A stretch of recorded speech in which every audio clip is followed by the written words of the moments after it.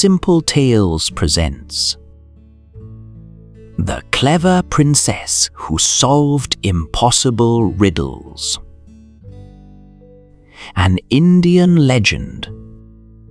How can a person win a kingdom without an army, without treasure, and without magic? The ancient world knew a truth that we often forget. The sharpest sword in existence is not forged in fire, but honed in the quiet of a thinking mind. Long ago, in a kingdom of gold and sun-drenched marble, there ruled a king who wore his wisdom like a heavy crown. He was a man who measured his own greatness by the number of scholars he could silence. He had filled his court with the finest minds in the land, only to break them against the jagged edges of his impossible riddles. To the king, wisdom was a weapon, and he was the only one allowed to swing it. At the dusty, forgotten fringe of his empire lived a farmer and his daughter. She was a girl whose eyes held the stillness of a deep well, and whose reputation for wit was whispered in the marketplaces of neighboring lands. When news of the king's challenge of silence reached her, she did not fear, she simply smiled. "Why do you laugh?" her father asked, his hands shaking as he gripped his worn plough. "The king destroys all who stand before him. He has no heart for the poor." The girl looked at her father's calloused hands, hands that had fed a family for 40 years, and her smile softened into something protective. "Because, father," she replied, "a mountain does not need to declare that it is high. Only those who are small fear the height of others. If he wants to test a mind, he shall have one." The king, hearing rumors of a farmer's girl who dared to mock his intellect, decided to weave a web from which no fly could escape. He sent a messenger to the village, carrying a tiny ornate clay pot holding a single solitary grain of rice. "The king commands," the messenger boomed, "that you harvest enough rice from this single grain to feed the entire palace for a month. If you fail, your village will be razed." The village gasped in terror. The girl stood tall, but for a heartbeat, the weight of 1,000 lives pressed against her shoulders. Then she stepped forward. She took the grain, placed it in a silk-lined box, and handed the messenger a single splintered twig. "Tell His Majesty," she said, her voice clear and cutting, "that I shall begin the harvest the moment he sends me a plough carved from this single piece of wood.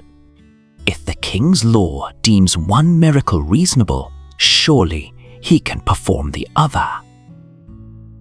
When the king received the twig, the silence in the throne room was absolute.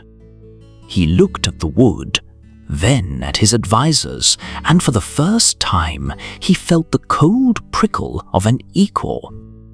He laughed, a startled, sharp sound. He was intrigued. He sent a second challenge, a piece of silk no larger than a man's palm. "Tell her to weave a royal sail from this, to carry the king's ship to the horizon." She replied by sending a grain of sand. "Ask His Majesty to build me a ship from this grain of sand. Once the vessel is seaworthy, I shall provide the sail." The king no longer wished to test the girl. He wished to defeat her. For the first time in years, someone had forced him to think before speaking. And pride, when wounded, often disguises itself as one final, impossible question. He issued his final summons, a trap of contradictions.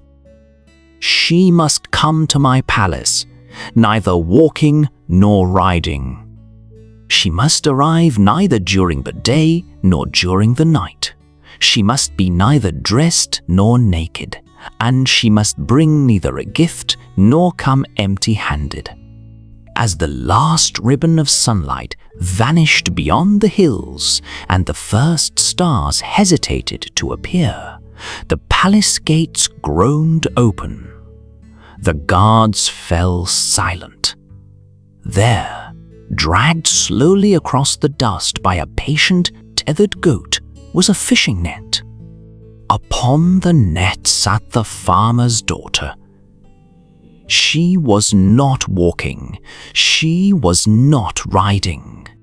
She was draped in the mesh of the net, neither dressed in fine silks nor naked to the world. She reached the throne, stood before the king, and opened her palms. A dove fluttered out, circling the rafters before soaring toward the open sky. She had brought neither a gift, nor was she empty-handed. The king stared at her. He saw no fear in her eyes, only a quiet, burning clarity. The trap had not caught her, it had simply revealed her. For years, he had asked questions to defeat others, believing he was the brightest mind in the world. Yet this farmer's daughter had answered every challenge without once trying to humiliate him.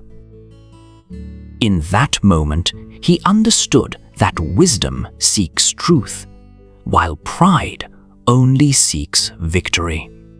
He stepped down from his throne, the heavy crown, feeling for once like a burden he was happy to share. He made her his advisor. Under her counsel, disputes were settled by reason rather than pride, and the kingdom prospered as never before. Years later, the people did not remember the king's riddles. They remembered the girl who taught a king the difference between being clever and being wise. Cleverness wins arguments. Wisdom improves lives. Thank you for listening to Simple Tales. If you enjoyed this journey, please like, share, and subscribe for more legends and lives that changed the world. Until next time, remember, a sharp mind can open doors that even the strongest hands cannot move.